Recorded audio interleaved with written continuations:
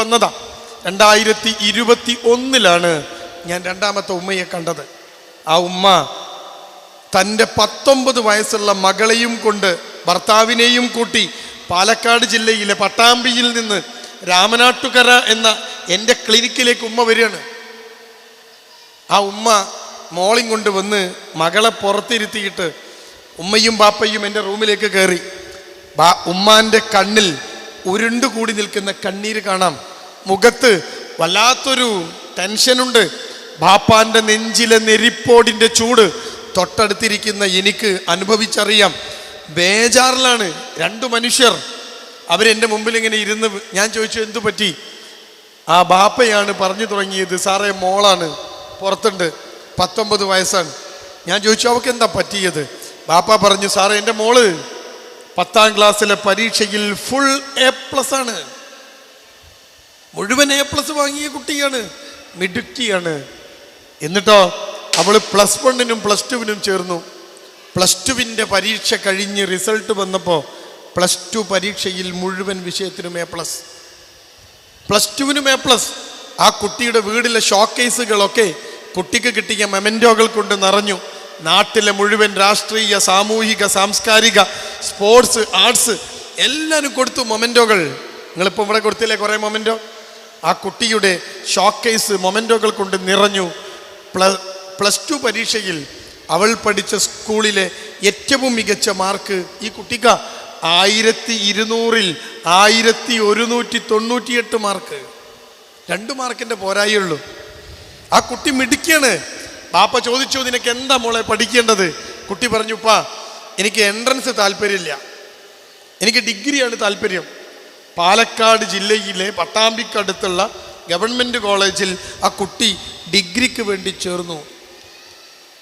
Degree 2nd ഇയറിന് പഠിക്കുമ്പോഴാണ്, ഡിഗ്രിക്ക് ചേർന്നപ്പോഴാണ് corona. കയ്യിൽ ഫോൺ, ഇൻസ്റ്റഗ്രാം, ഫേസ്ബുക്ക്, ഇൻ്റർനെറ്റ്. ആ കുട്ടി ഫോണൊക്കെ ഉപയോഗിച്ച് 2021 ഡിഗ്രി 2nd ഇയർ എത്തിയപ്പോഴാണ് ഉമ്മയും ബാപ്പയും തിരിച്ചറിഞ്ഞത് ഈ കുട്ടിക്കൊരു പ്രേമമുണ്ട് എന്ന്. ഒരു പ്രേമുണ്ട് ഈ കുട്ടിക്ക്. അതറിഞ്ഞപ്പോൾ ഉമ്മയും ബാപ്പയും കുട്ടിയോട് ചോദിച്ചു, മോളെ ഇത് വേണോ? അവൾ പറഞ്ഞു, ബാപ്പാ ഞാൻ കണ്ടച്ച ചെക്കനാ, ഈ ചെക്കനെ അല്ലാതെ വേറെ ഒരുത്തനെ ഞാൻ കല്യാണം കഴിക്കില്ല. ബാപ്പ പെട്ടു. അവനെക്കുറിച്ച് അവൻ്റെ നാട്ടിൽ ചെന്ന് ബാപ്പ അന്വേഷിച്ച് നോക്കിയപ്പോൾ അവൻ്റെ പേരിൽ 3 കേസുണ്ട്. കഞ്ചാവും മയക്കുമരുന്നും തല്ലുംപിടിയൊക്കെ ആയിട്ട് 3 കേസ്.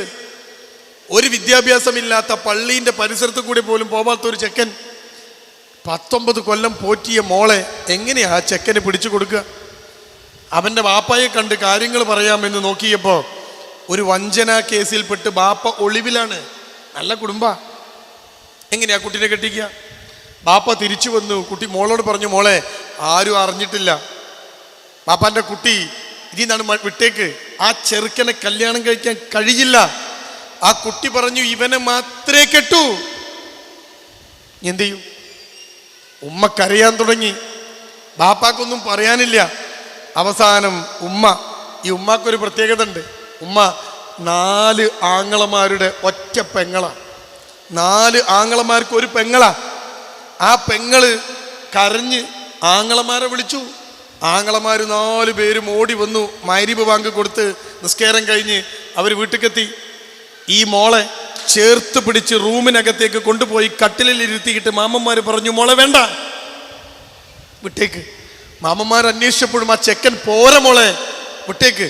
ഈ മാമന്മാരാരാന്നറിയോ? ഈ കുട്ടിക്ക് ഏറ്റവും ഇഷ്ടമാണ് ഈ മാമന്മാരെ. 10ാം ക്ലാസ്സിലെ പരീക്ഷയ്ക്ക് ഫുൾ A+ വാങ്ങിയപ്പോൾ സമ്മാനങ്ങൾ കൊണ്ട് പൊതിഞ്ഞത് ഈ മാമന്മാരാണ്. +2വിലെ പരീക്ഷയ്ക്ക് സ്കൂളിലെ ടോപ്പറായപ്പോൾ വയനാട്ടിൽ റിസോർട്ട് ബുക്ക് ചെയ്ത് അവിടെ പോയിട്ട് 2 ദിവസം അടിച്ച് പൊളിച്ചത് ഈ മാമന്മാരാണ്. ആ മാമന്മാർ കുട്ടിയെ ചേർത്ത് പിടിച്ചിട്ട് കുട്ടിയോട് പറയാണ്, വിട്ടേക്ക്. മൂത്ത മാമൻ്റെ മുഖത്ത് നോക്കിയിട്ട് A+ വാരിക്കൂട്ടിയ ബുദ്ധിയുള്ള മിടുക്കിയായ ഈ പെൺകുട്ടി മൂത്ത മാമൻ്റെ മുഖത്ത് നോക്കി പറഞ്ഞു, മാമ കല്യാണം എന്നൊക്കെ പറഞ്ഞാൽ ഓരോരുത്തരുടെ പേഴ്സണൽ കാര്യമാണ്, അതിൽ നിങ്ങൾ ഇടപെടണ്ട. മൂത്ത മാമൻ ഇരുന്നോർത്തുനിന്ന് എണീറ്റു. എല്ലാവരും എണീറ്റു. അവരിങ്ങനെ പുറത്തേക്ക് നടക്കുമ്പോൾ വാതിൽ കൊടിയിൽ ഉമ്മ നിൽക്കുന്നു. തൻ്റെ ആങ്ങളമാരുടെ സ്നേഹം കൊണ്ട് പെൺകുട്ടിക്ക് തിരുത്താം എന്ന് കരുതിയ ഈ ഉമ്മ ആ വാതിൽക്കൊടിയിൽ കണ്ണീരണിഞ്ഞു നിൽക്കാണ്. ആ പെങ്ങളെ ചേർത്ത് പിടിച്ചിട്ട് ആങ്ങളാര് പറഞ്ഞു, മോളെ പോട്ടെ, അവള് ശരിയായിക്കോളും ശരിയായിക്കോളും. അവരിറങ്ങി. ആ പെൺകുട്ടി ശരിയായില്ല. ബാപ്പയും ഉമ്മയും പറഞ്ഞുകൊണ്ടേയിരുന്നു. ആ പെൺകുട്ടി ഒരു ശല്യമായി മാറി. ഒരു ദിവസം ബാപ്പയും അവളും തമ്മിൽ പ്രശ്നമായി വീട്ടില്.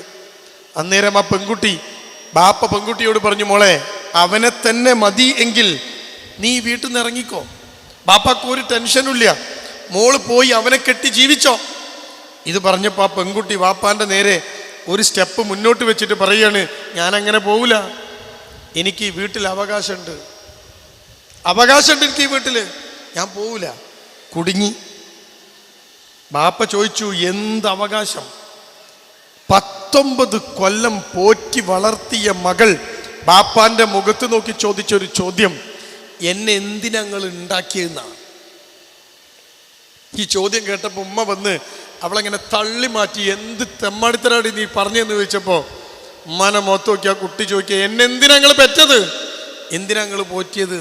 നിങ്ങൾക്കറിയോ, ഈ ബാപ്പ നെഞ്ചത്ത് കിടത്തിയ ഈ മോളെ വളർത്തിയത്, ബാപ്പാന്റെ നെഞ്ചിൽ കിടന്ന രാത്രി അവൾ ഉറങ്ങിയത്. 10 വയസ്സ് 11 വയസ്സായിട്ട് ഒരു പെണ്ണിന്റെ കെട്ടുമട്ടുമൊക്കെ വന്നപ്പോ പ്രായപൂർത്തിയാവാനായപ്പോഴാണ് ഉമ്മ കച്ചറുണ്ടാക്കിയത്. വലിയ പെണ്ണായി, അതിനെങ്ങനെ മേല് കിടത്തുക? അപ്പോഴാ ബാപ്പ ഇറക്കി കിടത്തിയത്.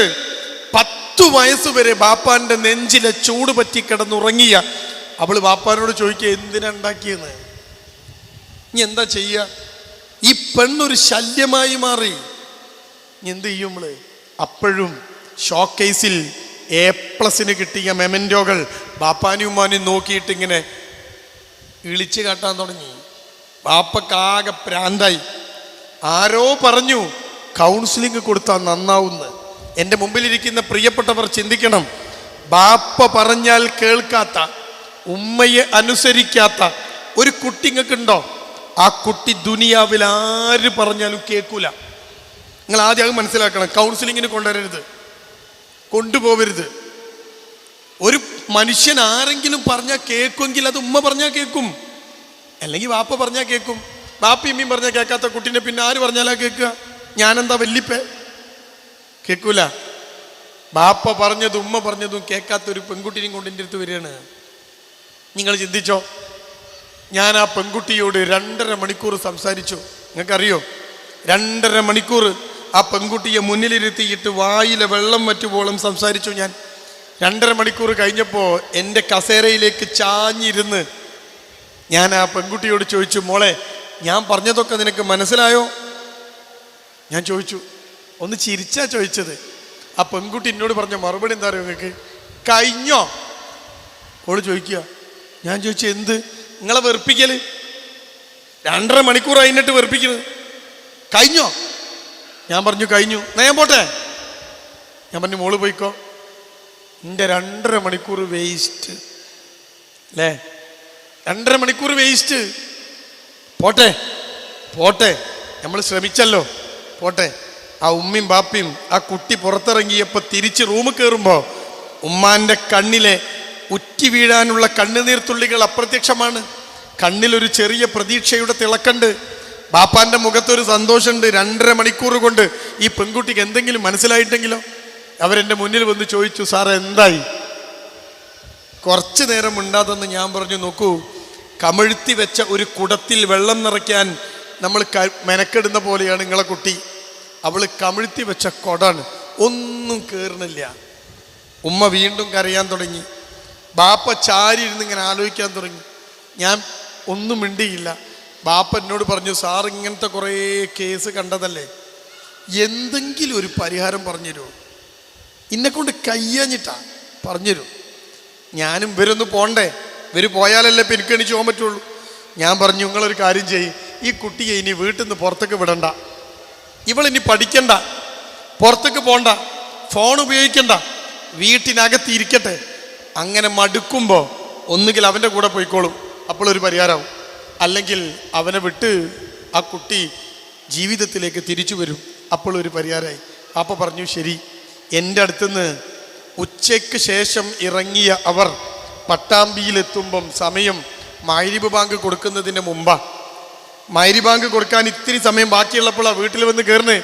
വണ്ടി നിർത്തിയിട്ട് വീട്ടിൽ നിന്ന് ഇറങ്ങുമ്പം ബാപ്പ കുട്ടിയോട് പറഞ്ഞു, മോളെ ഇനി ഈ കോമ്പൗണ്ടിൽ നിന്ന് നീ പുറത്തേക്ക് പോവരുത്, ഇവിടെ ഉണ്ടാവണം, പഠിക്കാനും പോണ്ട, പുറത്തു ഇറങ്ങണ്ട, ഇവിടെ വേണം. ഇത് കേട്ടപ്പോൾ ഈ കുട്ടി ചെയ്ത പണി എന്താണെന്നറിയോ? കയ്യിലുള്ളതെല്ലാം കൊടഞ്ഞ് വലിച്ചെറിഞ്ഞ് ഒരൊറ്റ പോക്ക. എങ്ങട്ടാ? വാപ്പ കുട്ടിക്ക് വേണ്ടി ഉണ്ടാക്കി കൊടുത്ത സുന്ദരമായ വീട്ടിലെ കുട്ടിക്ക് വേണ്ടി ഒരുക്കിയ മുറിയിലേക്ക്. അവളുടെ മുറിയിൽ കയറിയിട്ട് ആ കുട്ടി വാതിലടച്ച് കുറ്റിയിട്ടു. എന്നിട്ട് അവിടെ ഇരിപ്പായി. മഗ്‌രിബ് ബാങ്ക് കൊടുക്കുന്നതിന് മുമ്പ് റൂമിനകത്തേക്ക് കയറിപ്പോയ കുട്ടി ഇറങ്ങി വന്നില്ല. രാത്രിയായി, സമയം 10 മണിയായി. ഉമ്മാക്ക് 3 മക്കൾ വേറുണ്ട്, ആൺകുട്ടികളാ, ഒറ്റ പെൺകുട്ടിയുള്ളൂ. അതുകൊണ്ട് തന്നെ പൂതി കെട്ടണ്. 3 ആൺകുട്ടികൾ വേറുണ്ട്. ആ 3 ആൺകുട്ടിയേക്കും ഭക്ഷണം കൊടുത്ത് ഉമ്മയും പാപ്പയും ഭക്ഷണം കഴിച്ച് ഇറങ്ങില്ല.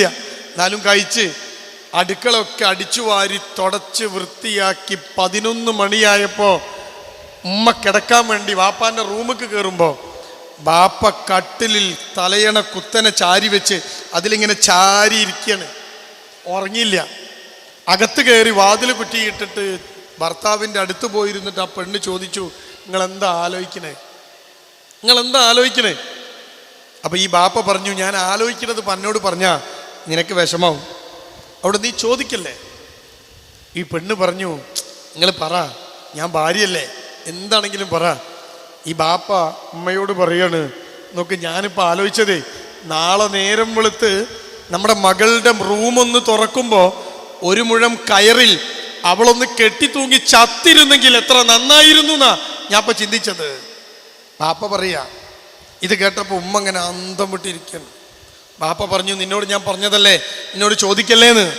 അപ്പൊ ഉമ്മ പറഞ്ഞു, ഞാൻ അതുകൊണ്ടല്ല, അടുക്കള ഇങ്ങനെ അടിച്ചു വാരി തുടച്ച് പാത്രമൊക്കെ കഴുകി വെക്കുമ്പോൾ എൻ്റെ മനസ്സിൽ ഞാനും ഓർത്തുപോയി, നാളെ നേരം വെളുക്കുമ്പോൾ എൻ്റെ മോളൊന്ന് മരിച്ചു കിട്ടിയെങ്കിൽ എത്ര നന്നായിരുന്നു എന്ന്. 19 കൊല്ലം പോറ്റി വളർത്തിയ മകളെ കുറിച്ച് ഒരു വാപ്പയും ഉമ്മയും പറയണ വാക്കാത്. ഇനി രണ്ടാമത്തെ ഉമ്മയെ ഞാൻ നിങ്ങളുടെ മുമ്പിലേക്ക് വെക്കുന്നു. ഉമ്മാരായി, 2 ഉമ്മാരായി. ഇനി ഞാൻ നിങ്ങളോടൊരു ചോദ്യം ചോദിക്കാം. ഇപ്പം 2 ഉമ്മാർ നിങ്ങളെ മനസ്സിലുണ്ട്. ഏത് ഉമ്മയാണ് ഏറ്റവും നിർഭാഗ്യവതി? 1ആണോ 2ആണോ? ഇങ്ങനെ കാണിച്ചാൽ മതി. 2ആണോ? ഏത് ഉമ്മയാ ഇതിൽ നിർഭാഗ്യവതി? 1ാമത്തെ ഉമ്മയാണോ 2ാമത്തെ ഉമ്മയാണോ? ഏതാ? 1, 2? ശരി, ഓക്കെ, ഞാൻ സമ്മതിച്ചു. ഇപ്പോഴാണ് 1ാമത്തെ ഉമ്മക്ക് സമാധാനം ഉണ്ടാവുക അല്ലേ?